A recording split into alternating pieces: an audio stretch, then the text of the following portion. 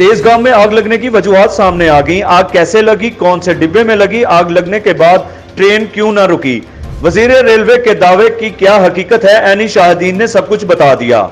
जो आग लगी है इसमें तमाम जो ना मीडिया के ऊपर खबरें हो रही हैं कि जो ना सिलेंडर जला है। ऐसी कोई बात नहीं है, कोई सिलेंडर नहीं जला। स्टेशन पे तमाम सिलेंडर चेक कराए गए हैं, सबकी गैसें निकाल दी गई हैं और जो आग लगी है वो लगी है स्लीपर के अंदर जो एसी है, और एसी के अंदर जो है जो सिलेंडर है वो अलाउ है ही नहीं वैसे भी, ठीक है ना।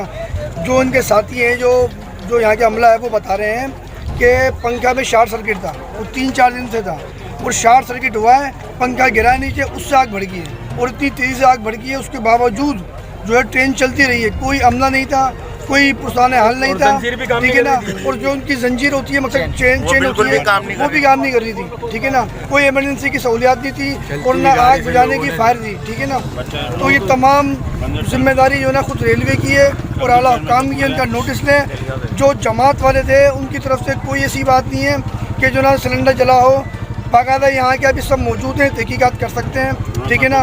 जो बात है वो सब क्लियर हो जाएगी। ये बिला वजह का प्रोपेगेंडा किया जा रहा है कि तबलीगी जमात वाले जो हैं वो जो सिलेंडर की वजह से आग लगी है। तो हम अपील करते हैं हुकूमत से कि इस नाम नहाद प्रोपेगेंडे को जो ख़त्म किया जाए और जो असल वजूहात है वो सामने लाई है।